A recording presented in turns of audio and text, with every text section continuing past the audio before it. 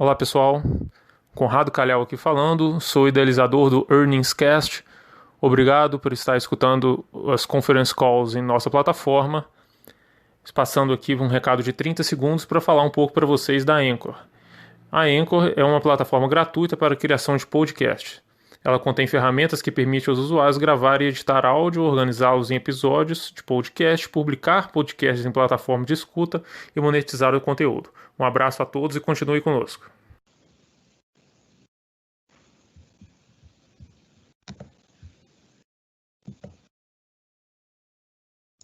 Bom dia a todos, bem-vindos ao webcast da Petrobras com analistas e investidores sobre os nossos resultados no terceiro trimestre.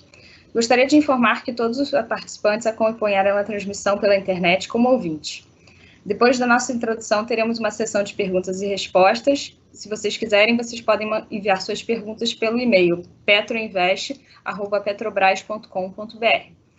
Estão presentes conosco hoje Roberto Castelo Branco, presidente da Petrobras, Andréia Almeida, diretora executiva financeira e de relacionamento com investidores, Annelise Lara, diretora executiva de refino e gás natural, André Chiarini, diretor executivo de comercialização e logística, Carlos Alberto Pereira de Oliveira, diretor executivo de exploração e produção, Marcelo Zenkner, diretor executivo de governança e conformidade, Nicolás Simon, diretor executivo de transformação digital e inovação, Roberto Ardeng, diretor executivo de relacionamento institucional e sustentabilidade, e Rudimar Lorenzato, diretor executivo de desenvolvimento da produção. Informamos que a apresentação permanecerá disponível ao longo do evento no site de Relações com Investidores da companhia e iniciaremos o nosso evento ouvindo o presidente da Petrobras, Roberto Castelo Branco. Por favor, Roberto. Bom dia a todos. É com prazer que nós estamos aqui para termos uma conversa, uma troca de opiniões e compartilhar com vocês os excelentes resultados do terceiro trimestre de 2020. Eu acredito que nossa rápida resposta à emergência da crise, sobre a forma de aceleração da execução da estratégia lançada em janeiro de 2019, foi fundamental para que alcançássemos esses resultados. E isso foi o fruto do trabalho de equipes ágeis, multidisciplinares, atuando de forma competente e com a gana de vencer. Nós tivemos uma excelente performance operacional. Eu não vou comentar detalhes, mas gostaria de destacar o aumento da produção de petróleo e gás nos primeiros 9 meses do ano, em relação ao mesmo período do ano passado, de 9%. O pré-sal aumentou a produção em 32%. Boa performance das nossas refinarias. As refinarias saíram de um low de fator de utilização de 55% em abril e nas últimas semanas estamos rodando acima de 80%. Isso tudo sem ter margens negativas e sem ter acúmulo de estoques. Nós estamos, inclusive, reduzindo estoques dentro do programa de otimização da gestão de estoques, em que muito ainda está por vir. Nós temos equipes dedicadas a isso, com foco, que é muito importante em termos de alocação de capital, de custos. Estrategicamente é muito importante e eu acredito que não era dada a devida importância no passado. A área de gás e energia também teve uma excelente performance. Em termos de custos, vou dar alguns exemplos. Primeiro, uma redução contínua no custo de extração, no lifting cost, que alcançou a média de $4,50 por barril, sendo que no caso do pré-sal, $2,30. Isso se deve não só à gestão ativa de portfólio, mas também a esforço para excelência operacional, operar com mais eficiência para ter menores custos.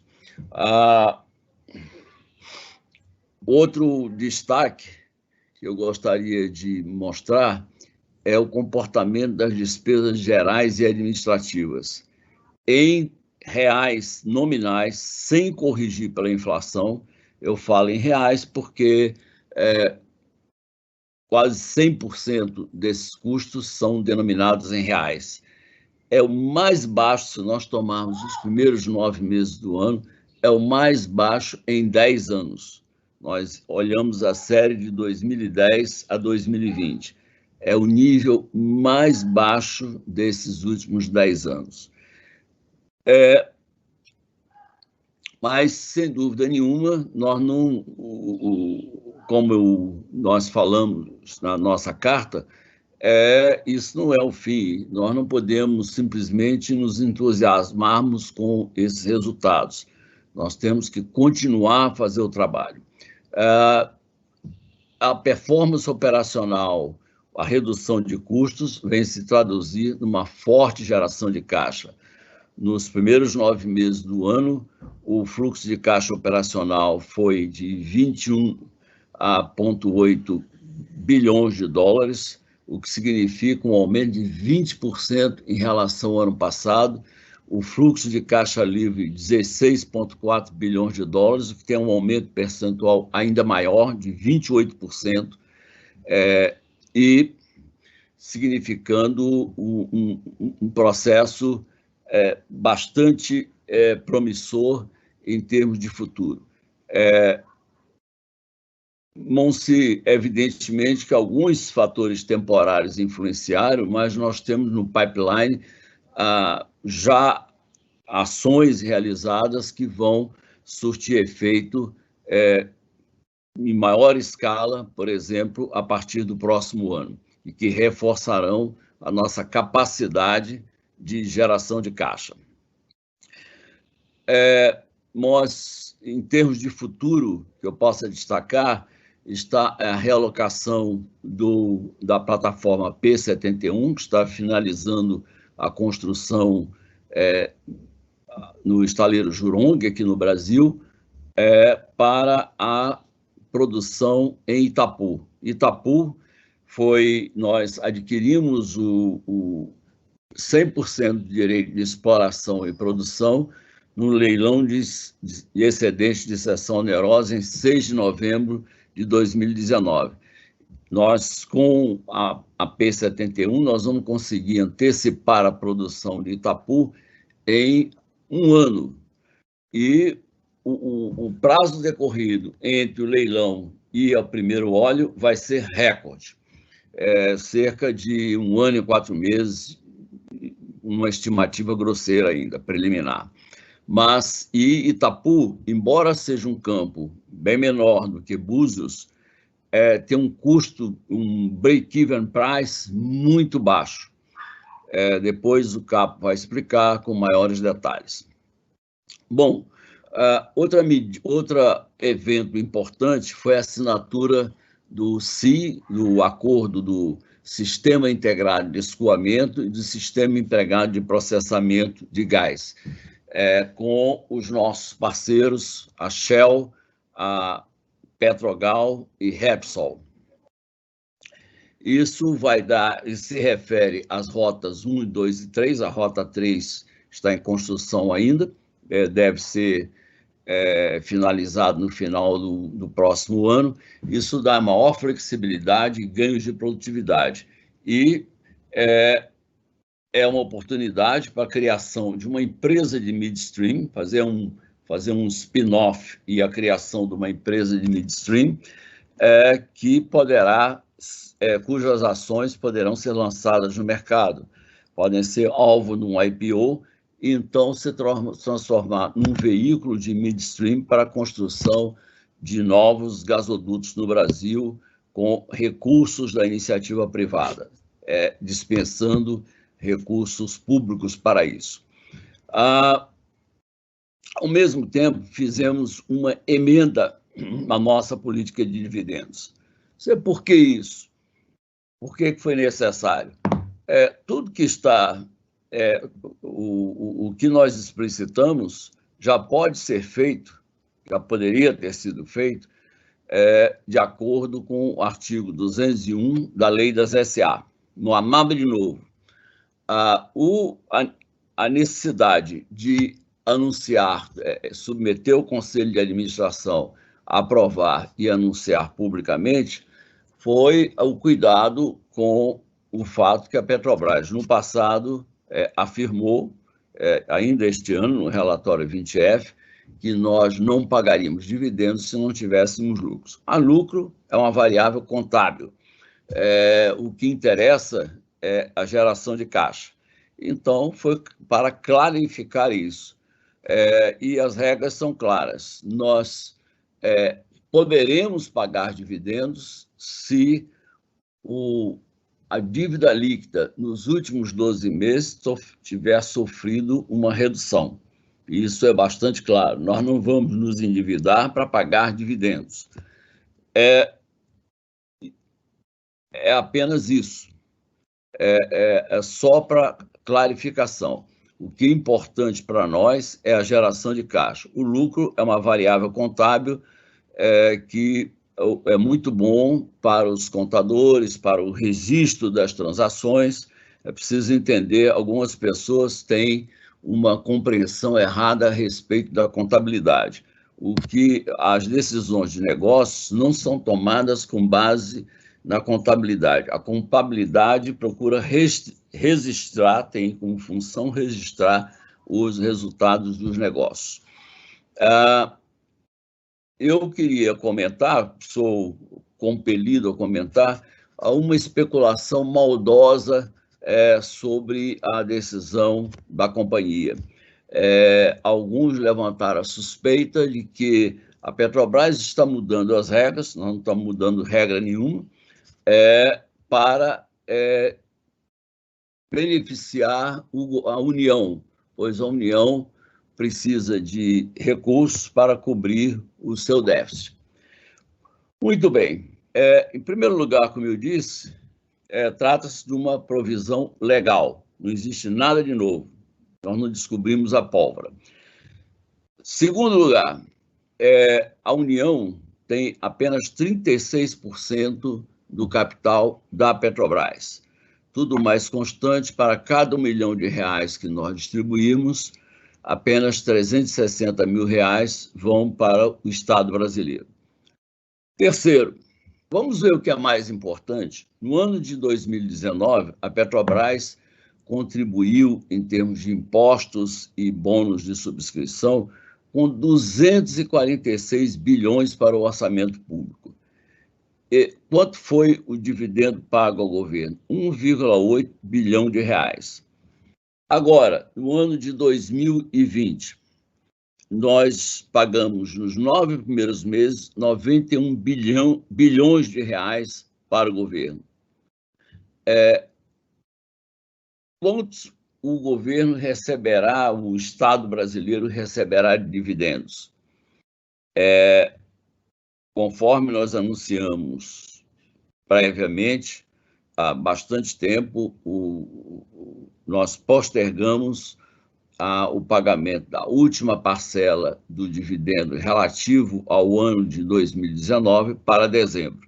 Então, em dezembro, faremos uma distribuição de dividendos e da qual o Estado brasileiro, a União, terá direito a receber 900 milhões. Ou seja, se quiséssemos beneficiar o governo e o governo tivesse interferência na gestão da Petrobras, em que absolutamente não tem, em nenhum momento interviu na gestão da Petrobras, seria muito pouco inteligente tentar fazer isso, criar um subterfúgio para pagar mais dividendos, e é uma gota d'água no oceano. Notem bem a distinção, 91 bilhões de reais só nos 9 primeiros meses, contra 900 milhões de reais. Ano passado, 246 bilhões de reais contra 1,8 bilhão de reais. Então, a especulação, além de maldosa, não tem fundamento, como toda especulação maldosa. Bom, o que é importante é o futuro. Nós estamos trabalhando para construir um futuro muito melhor para a Petrobras, para ser uma companhia mais forte, mais ágil, saudável, com a ajuda dos nossos times. Nós estamos muito orgulhosos dos nossos empregados, porque eles construíram esse resultado e continuam a trabalhar continuamente para sermos cada vez melhores. Eu sempre digo que a complacência é um dos piores inimigos de uma companhia. Tem muitas empresas que, diante de uma recessão, reagem bem, melhoram, e aí se tornam complacentes e acabam se tornando muito mais vulneráveis a uma situação recessiva do que estavam antes da última recessão. Essa armadilha nós não iremos cair. Nós estamos preparados, continuamos a trabalhar para gerar valor continuamente. Nós não estamos inebriados com resultados de curto prazo, nós trabalhamos para o longo prazo. Bom, eu agradeço a atenção de vocês, vou passar a palavra de volta para a Carla. Obrigado pela sua atenção. Obrigada, Roberto. Agora a gente vai começar com a apresentação. Vou pedir para projetarem os slides. Eu vou chamar a Andréia.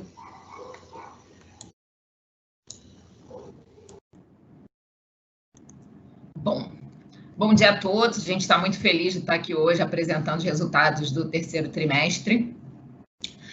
Vou fazer bem rapidamente para a gente poder ir para as perguntas, né? Acho que o Roberto já falou dos nossos principais highlights, mas acho que tem um que a gente queria destacar em linha com a nossa constante evolução aí na governança corporativa da empresa. A gente lançou o Guia de Conduta Ética para Fornecedores. Ele está em linha, né, com os altos padrões de integridade, responsabilidade social e ambiental e com a conduta ética da empresa. Ele reforça, mais uma vez, né, a nossa tolerância zero à fraude e corrupção e segue as diretrizes do Dow Jones Sustainability Index, do ICE, da B3, dentre outras. Se a gente migrar para os resultados financeiros, que eu acho que o Roberto já comentou boa parte deles, mas eu vou passar bem rápido, acho que o trimestre foi marcado realmente por uma forte geração de caixa operacional, né? A alta do Brent, os maiores volumes de venda colaboraram para isso, e a gente conseguiu atingir aí um fluxo de caixa livre de 7,5 bilhões de dólares. Um outro ponto super importante, e que a gente vem trabalhando muito nele, foi a redução da nossa dívida bruta em 11,6 bilhões de dólares, já atingindo aí um valor de 80, menor do que a meta que a gente tinha estimado no ano, né? E, além disso, a gente fechou com uma sólida posição de caixa de 13,4 bilhões de dólares. A gente já tinha divulgado isso no nosso relatório de produção e a gente teve uma revisão também positiva da nossa meta de produção para o ano de 2020, alterando ela para 2,84 milhões de barris equivalente ao dia, com uma variação de mais ou menos 1,5%. Como o Roberto já mencionou, acho que ele foi, né, bastante profundo aí na nossa divulgação da nova política, da alteração, né, não tem nova, né, da alteração na política de dividendos, e o objetivo fundamental, de fato, foi dar maior flexibilidade para a administração. Eu acho que tem um ponto importante, que eu vou frisar já aqui, é que não mudou em nada o nosso compromisso e a gente está muito focado em atingir a dívida bruta de 60 bilhões em 2022. A gente não vai fazer nada que atrapalhe chegar nessa meta, muito pelo contrário, nós vamos trabalhar para chegar lá, se possível, até antes, né? Então, a proposta de distribuição de dividendos, mesmo sem apuração de lucro contábil, sempre que houver, obviamente, como o Roberto mencionou, uma redução de dívida líquida no período de 12 meses anteriores, e sempre que a gente tenha reservas, né, de lucro, obviamente, né, e também sempre que a empresa, obviamente, avaliar que vai ser preservada a sustentabilidade financeira. Então, assim, não é apenas uma mudança para dar, de fato, flexibilidade para a administração e algo que está previsto na Lei 6.404 de 76. Então, nada fora do contexto, né? Como a gente já falou, e só reforçando, né, a gente, de fato, tudo que a gente vem fazendo e durante a crise fez, talvez com uma força ainda maior, nos fez chegar a uma redução expressiva da dívida bruta, que atingiu aí o patamar de 79,6 bilhões, ou 80, como no gráfico, e com todo o nosso trabalho também de liability management, a gente chegou num prazo médio aí de 11,19 anos e uma taxa média de 5,8%. A nossa alavancagem, também medida pela dívida líquida EBITDA, atingiu o patamar de 2,33. Bom, a forte geração de caixa, aí medida pelo EBITDA, né, a gente já falou bastante nela, ela foi basicamente impulsionada pelos maiores preços do Brent, né, que subiram em torno de 47% no trimestre. A gente também teve maiores receitas de vendas, menores custos, e tivemos, por outro lado, né, compensando esse movimento positivo, menores margens, menores crack spreads nos nossos derivados, que resultaram aí nesse número de EBITDA no trimestre. Quando a gente vai para o olhar das áreas de negócio, a recuperação do Brent também se refletiu no IP, e acho que no refino, o principal foi o efeito também dos preços no efeito giro positivo do estoque, né? Quando a gente vai para a visão fluxo de caixa, que talvez seja mais relevante aí do trimestre, que a gente se orgulha bastante, a gente chegou aí uma geração de caixa operacional de 8,6 bilhões de dólares, que contou com a ajuda de utilização de créditos fiscais relativos ao imposto de renda proveniente de depreciação acelerada de ativos de IP. Então, não foi ainda a utilização do ICMS no PIS e COFINS, que começou agora em outubro, né? Então, a gente teve a habilitação de parte do valor e já começamos a utilizar, ou seja, teremos efeito no caixa nos próximos meses aí relativos ao ganho, né, da ação do ICMS no PIS e COFINS. E a gente imagina que a gente consiga utilizar esses créditos aí nos próximos 12 meses. Quando a gente reduz o investimento do trimestre, a gente chega a um fluxo de caixa livre de 7,5 bilhões de dólares, bastante relevante. Também tivemos, obviamente, pagamento de financiamentos líquidos e juros em torno de 13,3 bilhões. Como a gente mencionou antes, a gente voltou, né, obviamente, né, passou a pior. Bom, a gente imagina que tenha passado o pior da volatilidade do mercado e a gente voltou a fazer o liability management, focado, obviamente, na redução do custo da dívida e, obviamente, na redução do valor total da dívida. Fizemos uma colocação histórica, da qual a gente se orgulha muito, né? E também fizemos 2 tenders aí, que a gente conseguiu recomprar 5 bilhões em bonds do mercado. A gente continua a nossa estratégia de desinvestimento, tão forte, nada, né? A gente tem teasers toda semana indo para o mercado, não tivemos mais lançamentos de teasers aí no trimestre, e a gente também está avançando muito aí com as negociações das vendas das refinarias. Acho que era isso que a gente queria pontuar. Eu passo agora a palavra para a Carla para deixar um espaço livre para a gente ter bastantes perguntas. Obrigada.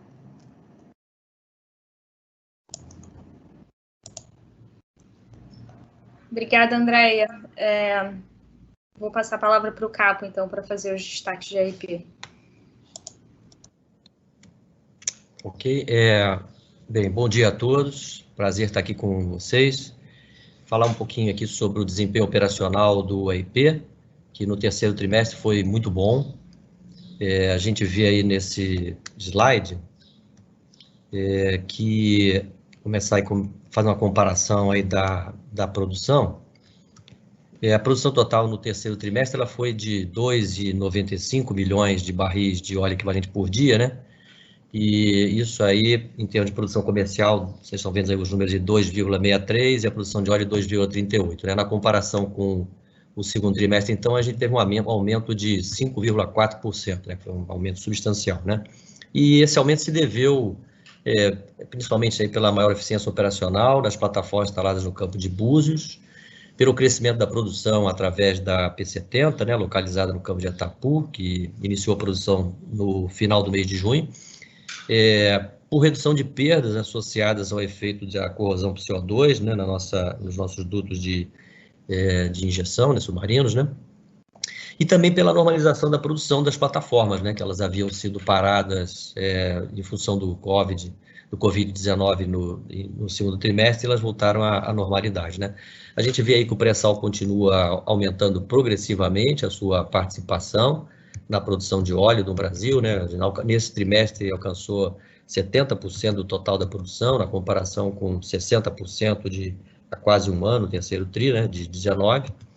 E a gente também tem que destacar também que a produção de óleo no Brasil ela cresceu 4% na comparação com o terceiro trimestre, demonstrando que a gente está aumentando bem a nossa representatividade, né, em termos de aumento de produção, né.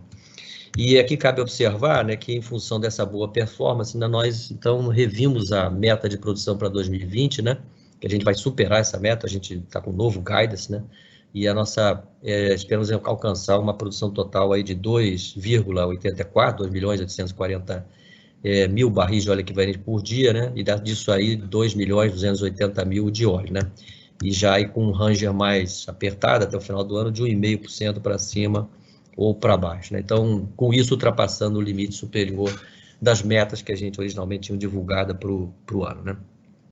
Passando aí para o próximo slide, né, vou falar um pouco aí de Búzios, né, e da importância de Búzios para a Petrobras, né. A gente vê que Búzios, ao longo de 2020, ele vem consolidando a sua relevância como os principais ativos aí de produção da Petrobras, né, e atingindo nesse trimestre 38% da nossa produção no pré-sal, né.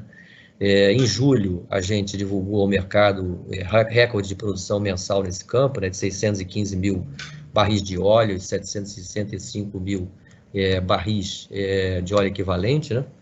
E em setembro, a gente pode ver no gráfico aí mais à direita, né, que os 17 postos de operação do campo, eles produziram aí 604 mil barris de óleo, né, com produção média acima de 35 mil barris por poço, né? E também, no mês de setembro ainda, Búzios apresentou os 10 poços mais produtivos da Petrobras, produção total aí de quase 450 mil barris de óleo, né? E nós chegamos à maior produção mensal alcançada por um poço no Brasil, com a marca aí de 69,6 mil barris de óleo equivalente por dia, né? Que é o único poço que era o poço Búzios 10. Tivemos ainda nesse mês mais 2 poços em Búzios que superaram marcas superiores a 65 mil barris de óleo equivalente por dia, e a gente vê que quando a gente pega somente a produção de óleo, que está nesse gráfico, assim, a produção desses 3 postos de Búzios, né, que são os top 3 aí, eles em termos de óleo equivalente dá 202,8 mil barris de óleo equivalente por dia, em termos de óleo somente dá 164 mil barris por dia, né, e a gente faz uma comparação dessa produção dos 3 postos, né, dos 3 maiores postos produtores da Petrobras, que estão no campo de Búzios. A gente compara isso com o total de óleo produzido em terra e águas rasas, que foi de 123 mil barris por dia. Então, somente esses 3 poços em Búzios, né, a produção deles de óleo é bem superior ainda à produção de óleo que a gente tirou de terra e águas rasas também no mês de setembro, né. Seguindo aí para o próximo slide, comentar aí sobre o campo de Tupi, também muito importante esse campo para a Petrobras, né? Ele alcançou a marca histórica de produção acumulada de 2 bilhões de barris de óleo equivalente, e Tupi atualmente é o campo com maior produção em águas profundas do mundo, né? Respondeu por 28% na nossa produção no terceiro tri, e essa marca, né, ela foi atingida em apenas 11 anos de produção, né? Essa produção que nós estamos tendo agora, né? De 2 bilhões de barris, né? E esse feito, quando a gente compara com outro campo gigante, Marlim, a gente vê que Marlim demorou 18 anos para conseguir chegar nessa mesma marca, né? O Tupi foi o pioneiro para o desenvolvimento do pré-sal, né? Revelou a existência de um novo modelo exploratório, até então desconhecido no mundo, né? E para o futuro ele permanece como um ativo de fundamental importância para o nosso portfólio. O objetivo é a gente seguir investindo para maximizar o valor do campo, né? Implantando projetos com muita resiliência a baixo preço de petróleo, né? A gente vai investir na revitalização do campo, mesmo antes do seu declínio, né? Vai colocar projetos de desenvolvimento complementar, interligando novos poços, né, nos sistemas atualmente de produção, vai aumentar a quantidade de injeção alternada de gás e água, né, nos sistemas de operação, isso para maximizar também a recuperação e, consequentemente, trazer mais valor, né? E a gente tem a oportunidade também de identificar novos projetos, eventualmente ter novos sistemas de produção para o campo, né? E isso é um trabalho que está em curso e a gente vai, para isso, a gente vai poder se valer dos termos da resolução do CNPE, que foi recentemente aprovada, permitindo a gente solicitar a extensão de prazo, né? Para a gente poder implantar novos sistemas. Vou só ressaltar um aspecto importante aí para o campo de Tupi, que até então a gente não tinha mencionado. O FPSO Cidade de Angra dos Reis, ontem ele fez 10 anos de operação, ele é o nosso primeiro projeto definitivo do pré-sal. Até o momento a gente já produziu nesse FPSO cerca aí de 260, 270 milhões de barris de óleo, e temos um poço, que é o poço 646, que ele está produzindo nesse FPSO, praticamente desde o início, né, que é o poço com maior produção acumulada da Petrobras, né? Já produzimos aí quase 90 milhões de barris de óleo equivalente somente nesse poço, né? E esse poço ainda está produzindo hoje em torno de 20 mil barris por dia. Passar aí para o próximo slide, onde eu vou falar aí sobre como é que está o nosso portfólio, né? Hoje, né, onde a gente está focado, né? Que a gente está focando cada vez mais em ativos de classe mundial, de águas profundas e ultraprofundas, né? Na Bacia de Santos, a gente concluiu recentemente um teste de formação ali na área de Júpiter, né? Os resultados que a gente precisava coletar, eles foram positivos, né? Mostra um poço aí com excelente produtividade, né? Portador aí de um óleo condensado, né? Elevadas vazões, então reforça a potencialidade da área, né? E em termos aí, vamos dizer assim, da exploração também, a gente começou agora recentemente a perfuração num bloco da Bacia de Campos, né, numa locação que a gente chama internamente de Uriçanê, né, que tem objetivo no pré-sal. A gente está perfurando esse poço de lâmina d'água de quase 3 mil metros de profundidade, né, e já num bloco que a gente adquiriu nessas últimas rodadas de licitação da ANP. A gente continua investindo também em ativos de fronteira exploratória, isso é importante mencionar. A gente divulgou recentemente ao mercado a nossa aquisição da integralidade das participações da empresa Total em 5 blocos na bacia do Foz do Amazonas. É uma nova fronteira exploratória, né, localizada em águas ultraprofundas, né, e a gente vê alto potencial nessa margem equatorial brasileira para a gente continuar prospectando nessa área onde a gente vê aí ativo de classe mundial de fato. E a gente pode aumentar essa participação, vai depender de como o sócio vai manifestar o seu interesse também em aumentar a sua participação. A gente sai de 30%, pode chegar a 50% ou até 70% de participação nessa área, né? E a gente segue o nosso processo de investimentos, né? Nesse trimestre a gente anunciou a venda da integralidade das nossas participações aí de Albacora Leste, né? Na Bacia de Campos. São bons ativos, né? Mas a gente tem que concentrar recursos em ativos de classe realmente mundial, em águas profundas e ultraprofundas.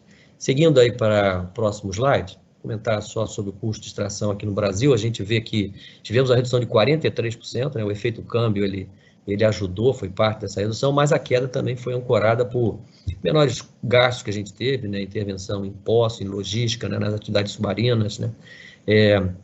Como consequência, otimização de custos, né?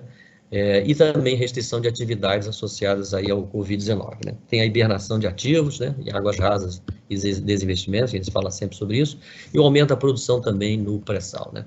No pré-sal a gente continua observando essa manutenção de baixos custos unitários, né, ancorado aí pela nossa estabilização no sistema de produção, né? No caso a gente sempre destaca o sistema de produção de Búzios, né, muito importante para nós, né, que tem apresentado uma alta produtividade e, consequentemente, esses custos competitivos, né? E no pós-sal, o lifting cost, né, a gente vê que ficou em linha com o trimestre anterior. Águas rasas, reduzimos 13%, principalmente aí pelo impacto do desinvestimento aí do polo pump em chuva, né?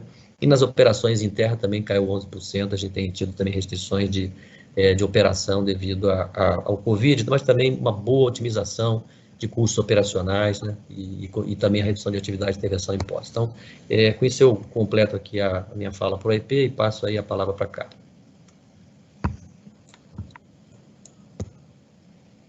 Obrigada, Carlos. Agora eu vou chamar o Rudimar para falar um pouco sobre os destaques do desenvolvimento da produção nesse terceiro trimestre. Rudimar? Ok, Carlos, obrigado. Bom dia a todos. Espero que estejam todos bem. Eu trouxe aqui algumas informações importantes. Por favor, o próximo slide.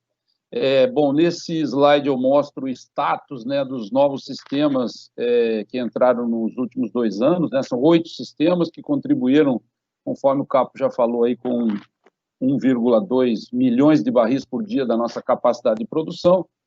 A gente continua avançando no nosso comissionamento e de interligação dos poços, né? Apesar das nossas restrições, algumas restrições de Covid, principalmente o número de pessoas embarcadas, que tem melhorado, né?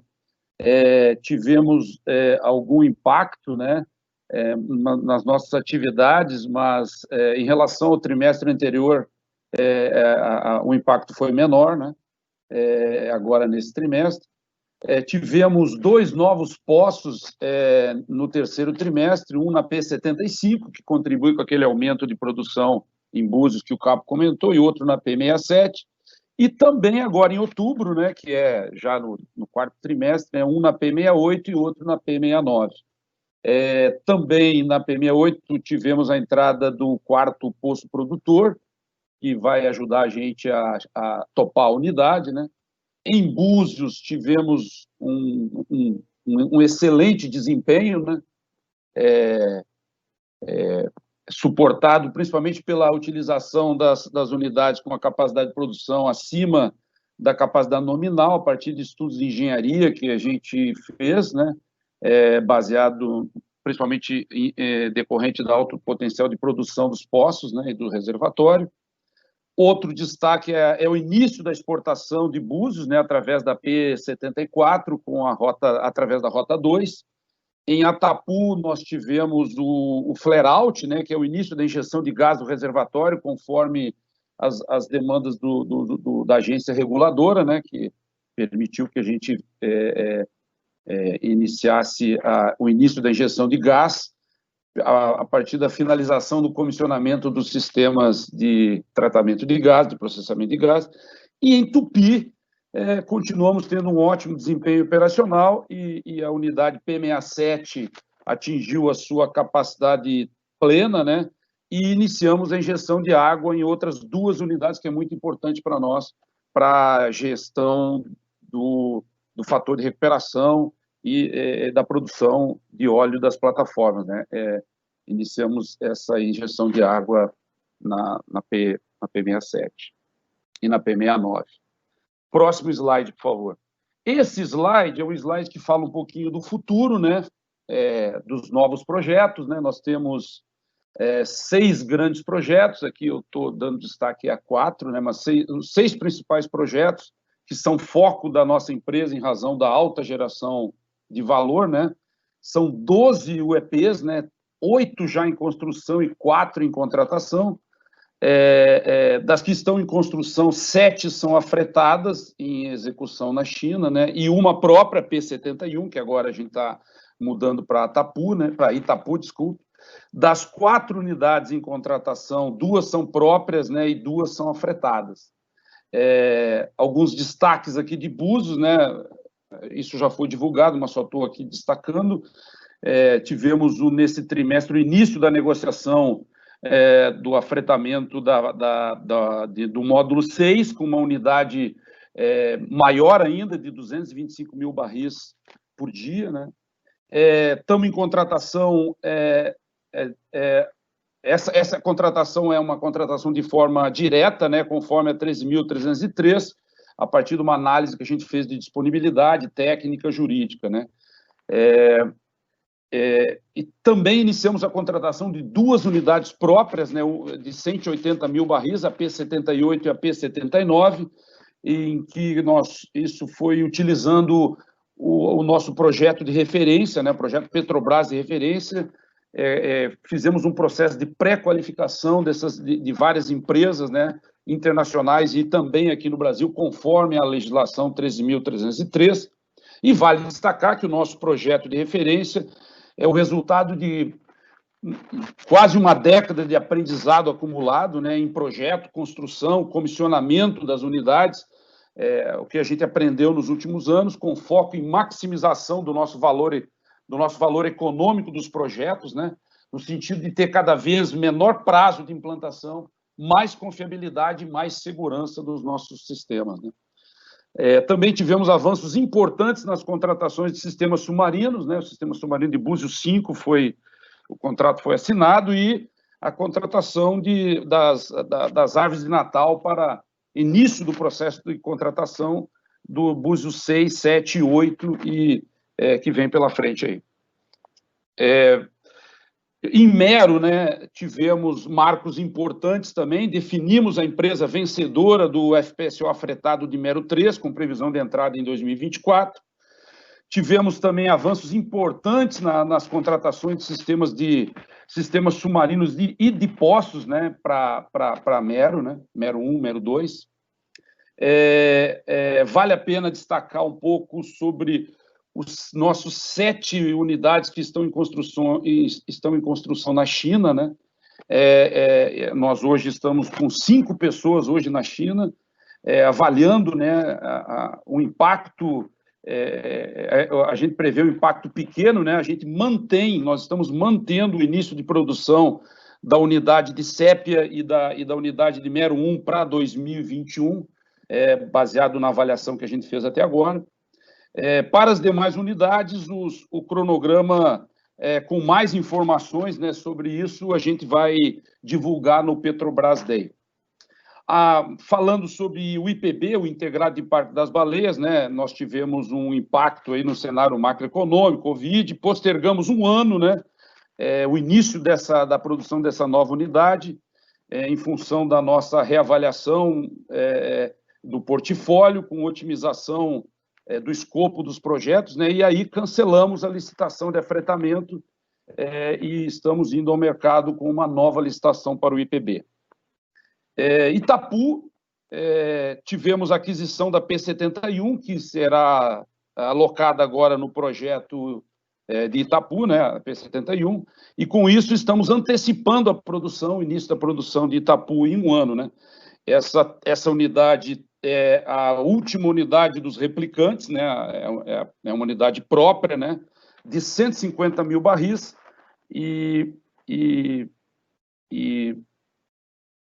então acabamos de anunciar o cancelamento da licitação da unidade afretada.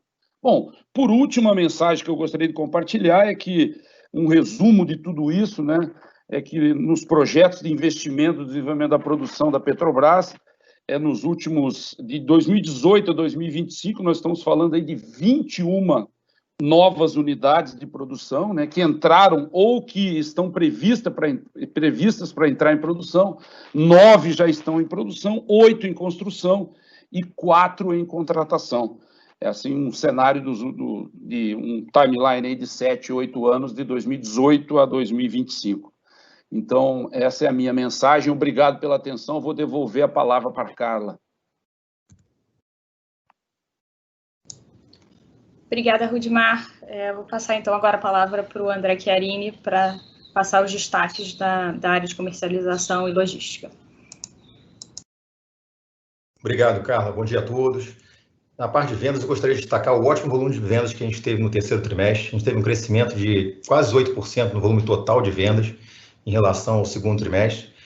Setembro foi o primeiro mês no qual as vendas de 2020 foram superiores ao mesmo período de 2019.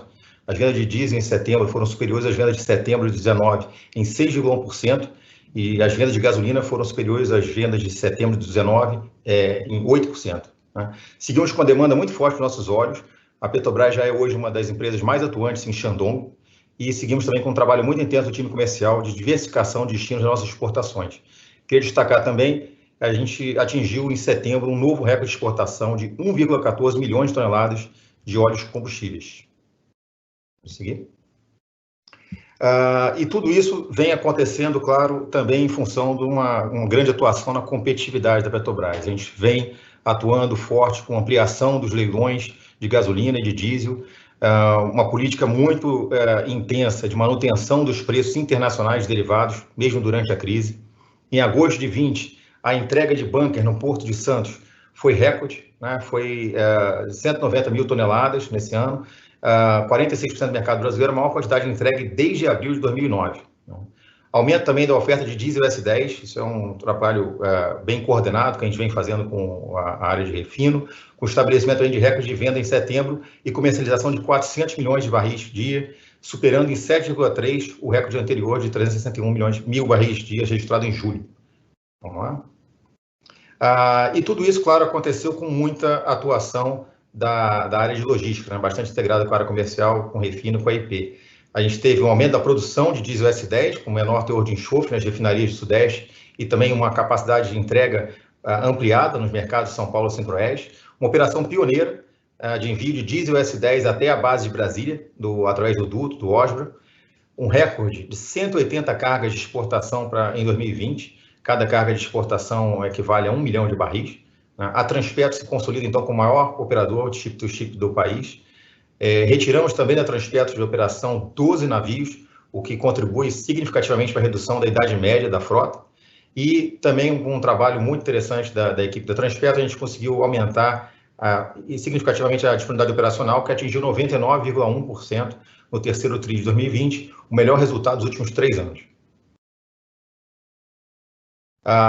Como o Roberto já comentou, tudo isso vem acontecendo ao mesmo tempo que a gente reduz os níveis de estoque. Os níveis de estoque já foram reduzidos em mais de 20% de petróleo, e não só é algo pontual, mas a gente vem também traduzindo isso na redução dos patamares mínimo e máximo que a gente pretende trabalhar. Isso vem sendo feito continuamente e atualmente estamos num dos níveis mais baixos de estoque de petróleo do ano. Acho que eram essas mensagens que eu queria passar, Carla. Devolvo a palavra para você. Obrigado.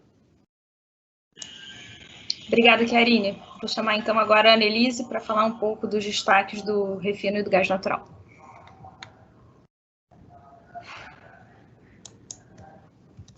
Bom dia a todos, espero que todos estejam bem.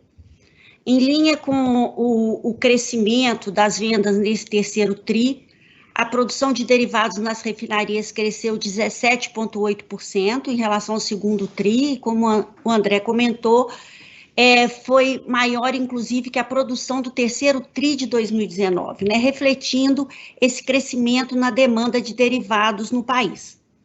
Esse crescimento foi puxado principalmente pelo diesel, mas também pela gasolina e pelo nosso óleo combustível BTE, que tem uma grande aceitação tanto no mercado interno quanto no mercado externo, né?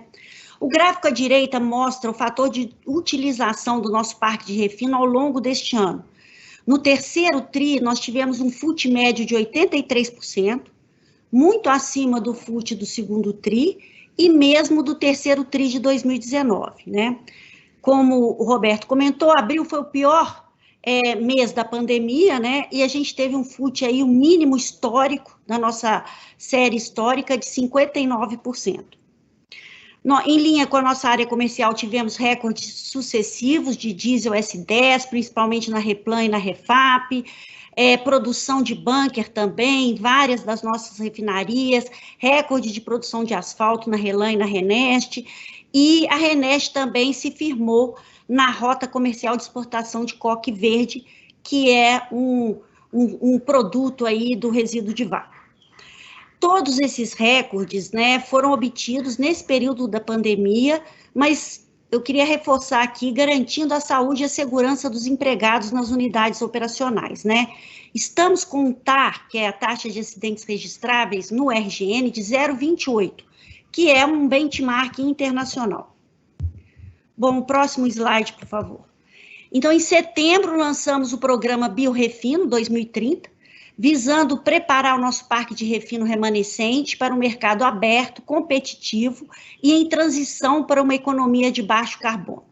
Então, o nosso programa de biorefino ele é calcado em 3 pilares, que é a produção a geração de novos produtos com conteúdo renovável. Aqui eu estou falando do diesel renovável, que nós testamos recentemente na Repar, com muito sucesso, e que também pode ser ampliado para outras refinarias do nosso parque, e o bio-QAV, que vai ser uma demanda aí forte das companhias de aviação para poder também se ajustarem às restrições de emissão de carbono, de gás de efeito estufa. Então, a gente está se preparando para esse mercado. O diesel renovável, como eu disse, é o nosso primeiro produto aí que vai ser lançado. Ele é um diesel quimicamente equivalente ao diesel fóssil, mas com conteúdo renovável. Então, ele gera 70% menos redução de gases de efeito estufa em relação ao diesel convencional e mesmo 15% menor quando comparado com a mistura de biodiesel no diesel, que é o que é feita hoje. Sabemos também que a mistura do biodiesel, ela gera alguns problemas nos motores dos caminhões, e esse diesel renovável, ele elimina esse tipo de problema, né? Então, mas para que, como eu disse, a gente já está prontos para produzir o diesel renovável, mas para isso vai ser importante que a ANP reconheça o percentual renovável no programa RenovaBio e nos créditos de CBio. Isso está em avaliação tanto na ANP quanto no MME. Maximização da eficiência energética, isso é uma questão super relevante, porque o custo da energia no nosso parque de refino corresponde a 58% do OPEX e 83% das emissões de gases de efeito estufa. Então, a maximização da eficiência energética, ela vai se traduzir em menores custos e também em menores emissões. Então, nós estamos trabalhando fortemente para reduzir a necessidade de energia no nosso parque, aumentar a eficiência energética. E assim como nós somos um benchmark mundial em segurança, nós queremos ser também em eficiência energética. E o último pilar é a redução de captação de água doce nas refinarias, que é um compromisso nosso, um dos 10 compromissos nossos com a sustentabilidade, que é focar no reuso da água produzida. Então, nós temos já vários projetos implantados e em implantação. Por favor, o próximo. Agora vamos apresentar os resultados da área de gás e energia. O segmento de gás natural também apresentou uma boa recuperação nesse terceiro TRI. A gente saiu de 57 milhões de metros cúbicos por dia no segundo TRI para 63 milhões, um aumento de 10%. Esse aumento ocorreu tanto no segmento não termoelétrico, em função da retomada da indústria e das medidas de flexibilização, e isso já está nos aproximando de patamares do período de pré-crise. Em outubro, nós tivemos alguns picos, né, de demanda de energia, de 85 milhões de metros cúbicos por dia, e isso influenciado principalmente pela demanda do mercado termoelétrico, né? Então, nós estamos hoje acionando todas as nossas térmicas fora da ordem do mérito, como solicitado pela ONS. E o próximo slide, por favor, só para terminar, alguns marcos importantes na área de gás e energia nesse TRI. Em setembro, a gente lançou o programa Gás Mais, que é visando aumentar a competitividade da Petrobras na cadeia de gás e energia, nesse mercado aberto e competitivo. Estamos saindo, como vocês sabem, da distribuição e do transporte, mas nós continuaremos sendo players relevantes na produção, no processamento e na comercialização do gás.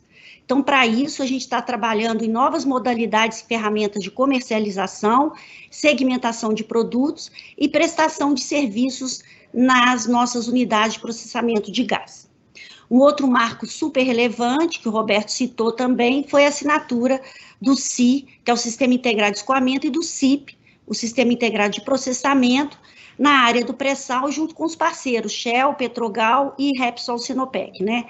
A assinatura desses contratos, ela viabiliza a integração dos sistemas de escoamento e processamento das 3 rotas do pré-sal e também nos permite avançar no modelo de negócio que possa gerar mais valor para a Petrobras e para os sócios ali na área do pré-sal, otimizando aí o capital empregado no investimento nessa infraestrutura. Então, era isso que eu queria comentar. Muito obrigada, devolvo aí para a Carla.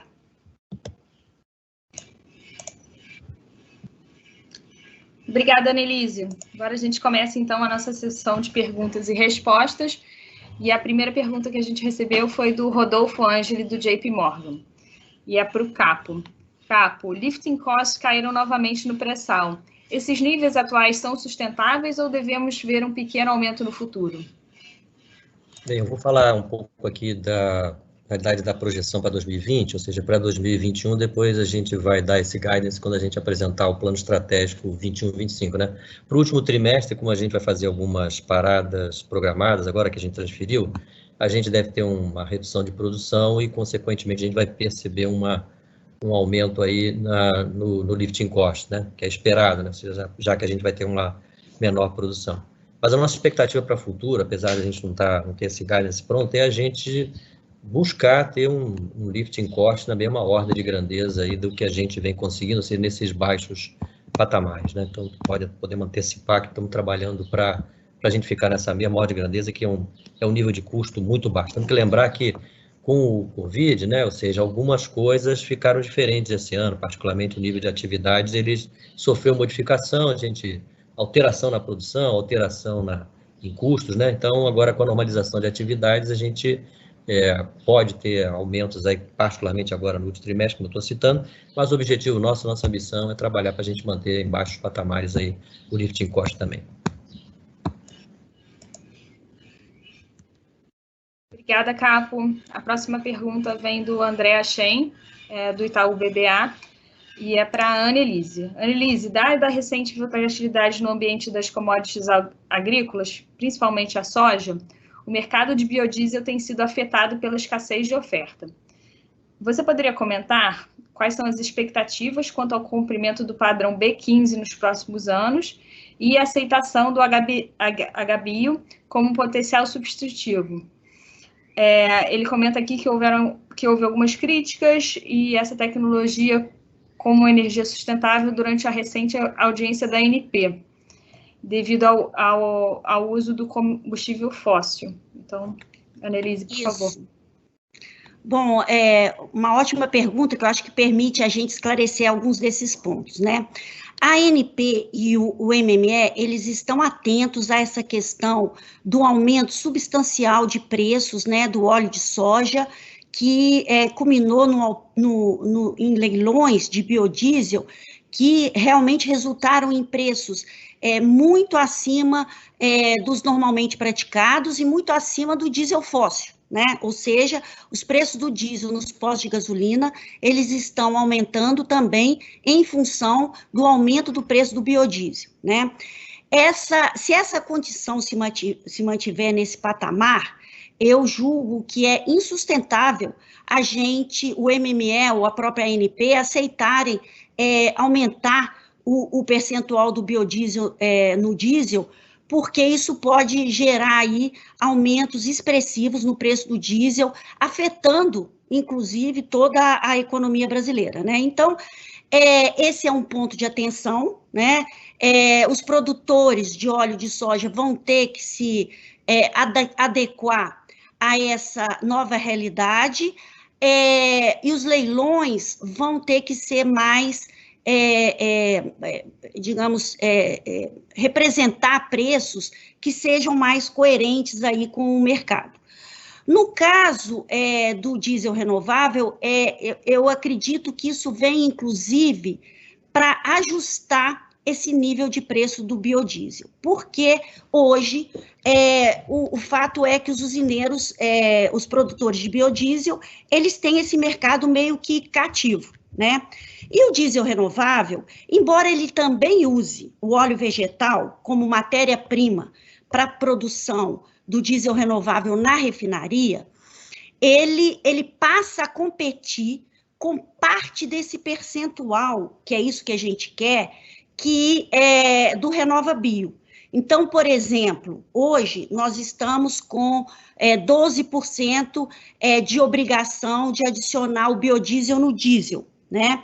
Então, parte desses 12% poderia ser cumprida com a venda do diesel renovável. E é por isso que é uma diferença, né? Houve aí alguns questionamentos na audiência pública da ANP, porque eu acho que em determinado momento se chegou a pensar que todo diesel renovável iria valer como biodiesel. Não é isso. É o percentual da parte renovável, ou seja, do óleo vegetal, incluído no diesel renovável, é que iria contar para o crédito de biodiesel ou para o CBIOS. Então, nós estamos falando em algo da ordem aí de 5%, né, dentro desses 12%. Ou seja, nós poderíamos ter 12% de obrigatoriedade, sendo 5% preenchido pelo diesel renovável e 7% pelo biodiesel oriundo das usinas. Isso certamente iria contribuir para a melhoria aí na situação que hoje a gente vem enfrentando nesses leilões de biodiesel, né?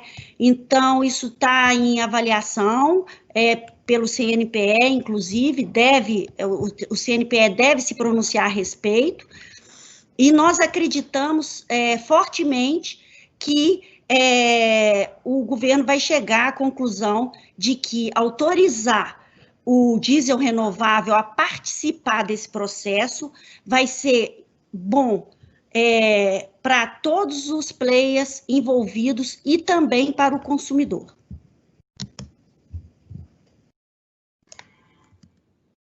Obrigada, Nelise. Obrigada. Então, a próxima pergunta também do André é para o Capo, sobre o acordo dos volumes de excedente da seção onerosa com os chineses.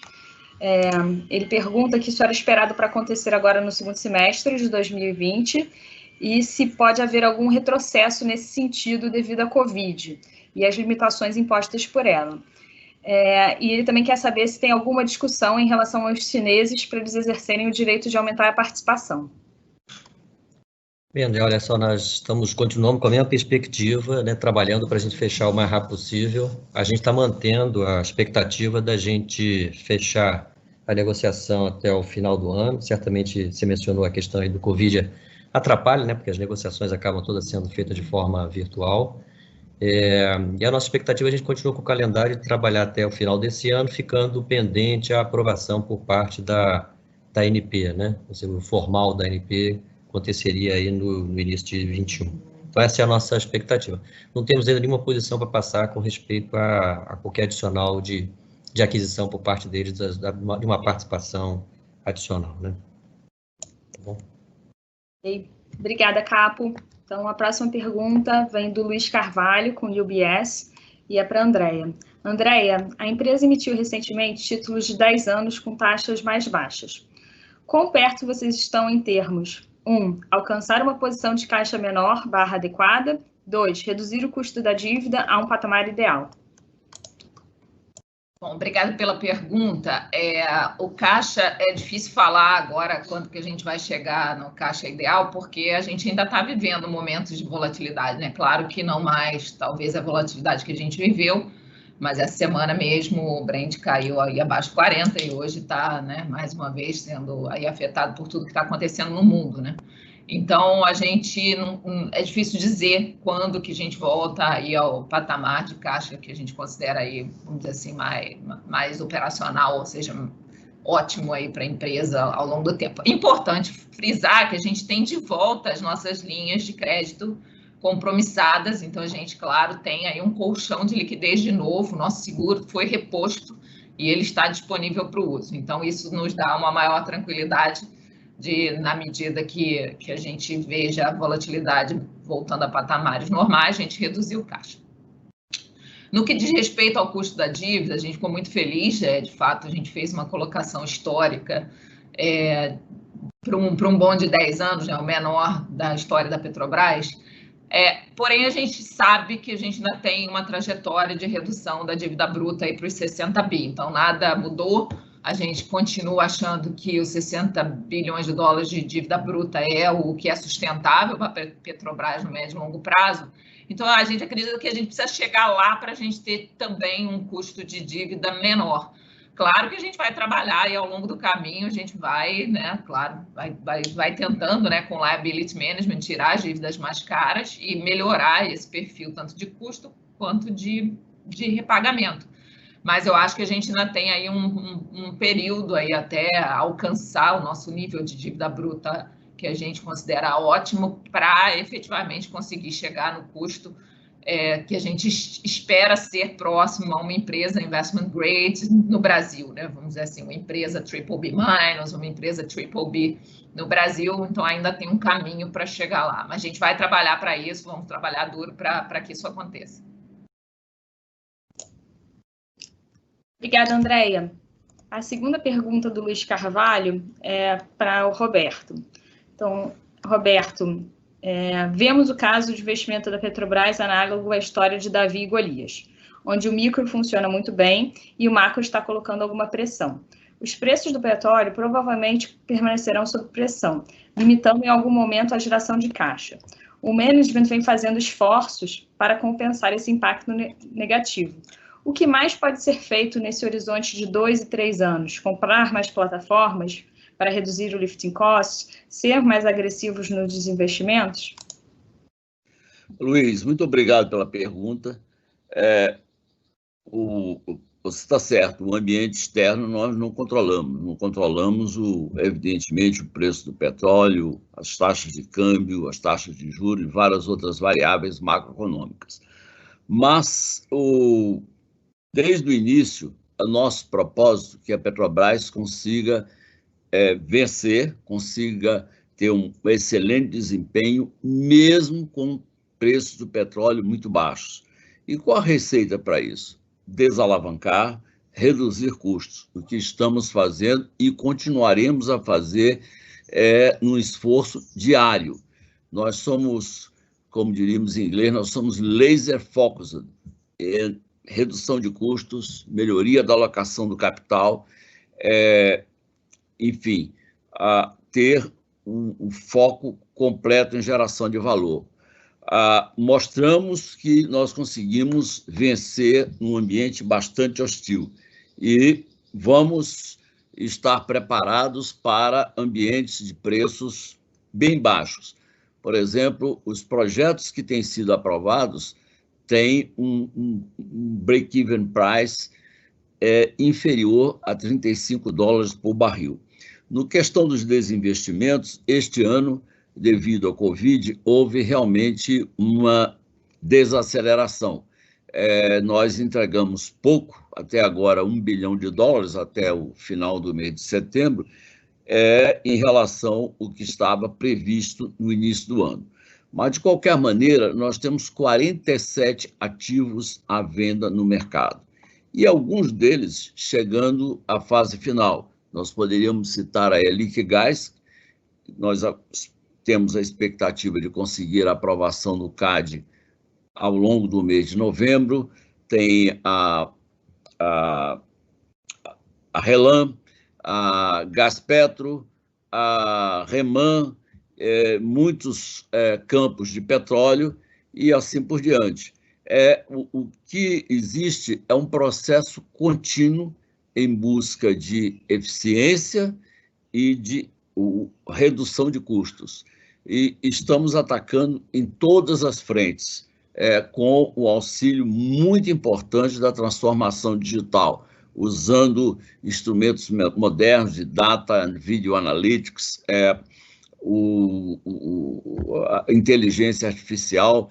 Nós temos alguns projetos de inovação tecnológica na área de exploração e produção de petróleo, que vão ter um impacto significativo no futuro em termos de break-even price, de nos possibilitar a explorar as áreas do pré-sal com maior concentração de CO2, com custos menores, tanto custos de investimento como de operação. Enfim,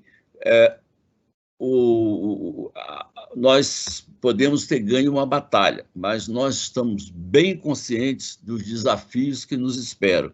Cenário de preços de petróleo baixo, nós somos ainda uma companhia endividada, acima do que nós desejaríamos.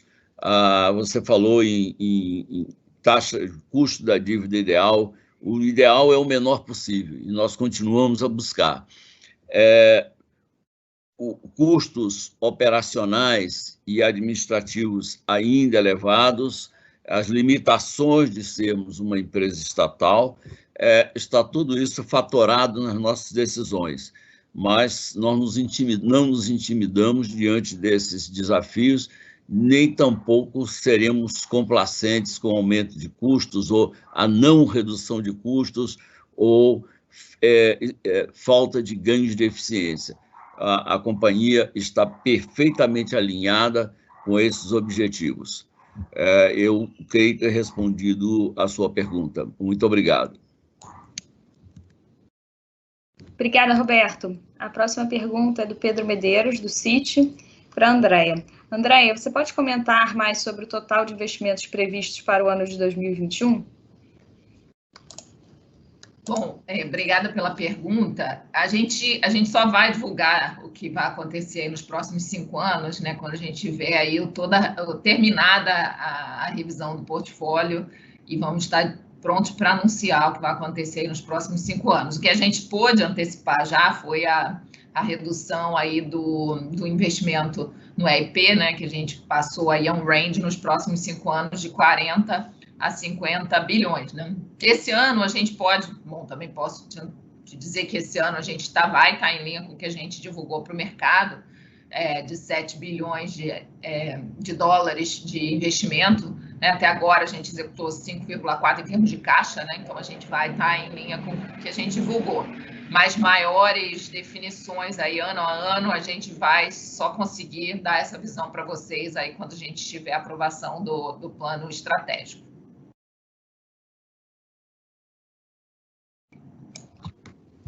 Obrigada, Andréia. E a próxima pergunta vem do Bruno Montanari, com Morgan Stanley. E ele pediu para perguntar para o Capo, em relação à revitalização de Tupi, o que podemos esperar do fator de recuperação final do projeto e como isso se compara à expectativa inicial da companhia.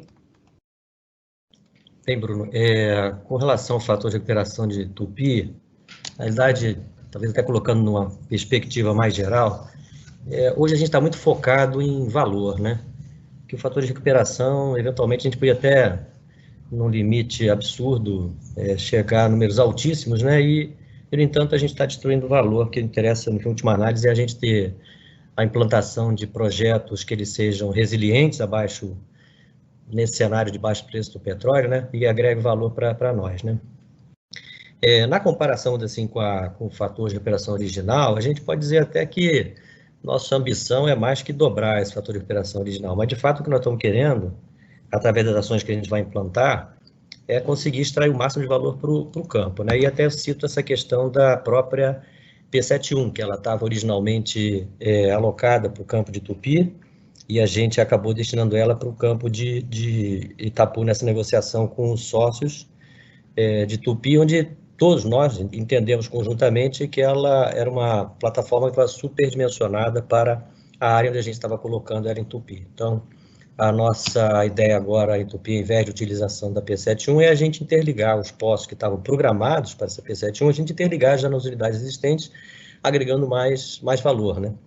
E ao mesmo tempo, a gente podendo utilizar a P71 lá no campo de Itapu, num preço assim, de break-even muito, muito, muito baixo mesmo, né? Então, a ideia nossa, ou seja, mais do que falar de fator de recuperação, realmente é ver como é que a gente maximiza o valor presente, né, do presente líquido aí do campo de Tupi, assim como todos os outros campos. Todas as nossas ações são feitas nesse sentido. Obrigada, Capo. O Bruno fez mais uma pergunta também agora para a Andréia, sobre a atualização da política de dividendos. O que devemos esperar sobre o tratamento entre as ações ON e PN, no caso da distribuição de recursos adicionais, ligados à redução da dívida líquida? Devemos esperar distribuição igual para as duas classes de ações, Andréia? Bom, obrigada pela pergunta. Acho que, mais uma vez, reforçando, né, que a mudança veio aí só para dar mais flexibilidade. Sempre que possível, a gente vai, sim, buscar distribuir dividendos iguais das ONs e PNs, mas, de fato, a gente quer ter aí a maior flexibilidade para, em casos, de novo, né, de redução de dívida líquida expressiva, de geração de caixa operacional que permita a gente, né, reduzir a dívida líquida e, de novo, sempre reforçando que continuamos comprometidos com o que é mais importante, que é chegar nos 60 bilhões de dívida em 2022. Mas, sim, a gente tem a intenção de que, sempre que possível, pagar o ANPN da mesma forma.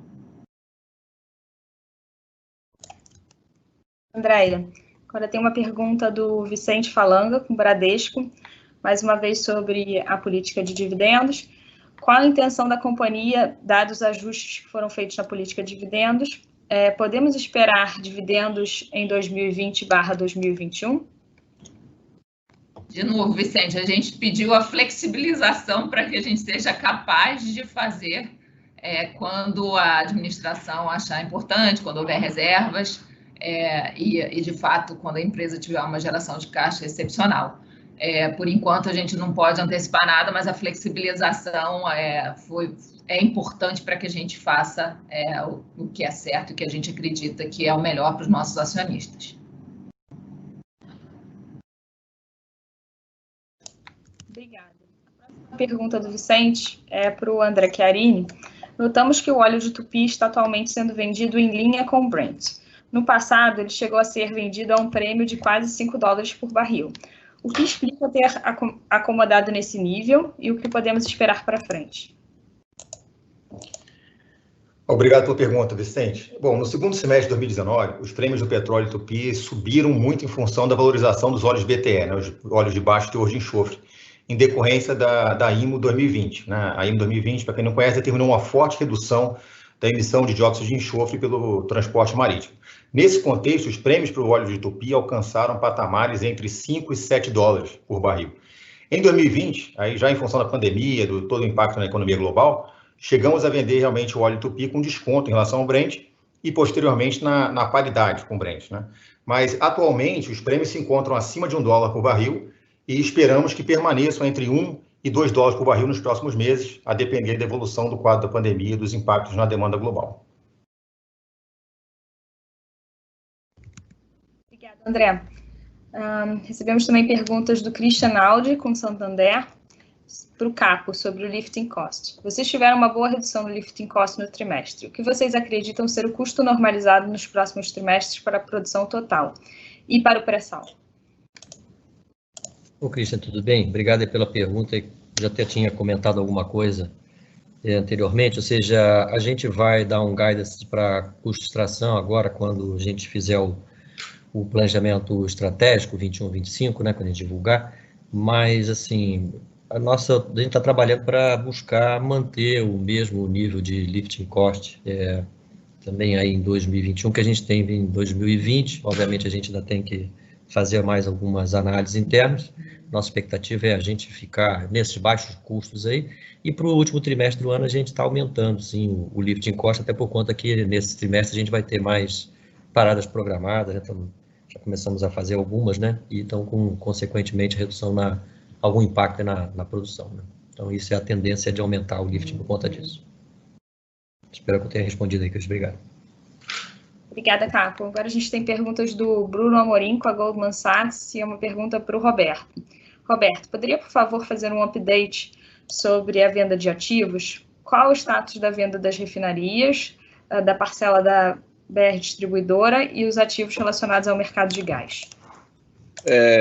Bruno, obrigado pela pergunta. Sobre refinarias, RLAM está no estágio final de negociação com o potencial comprador.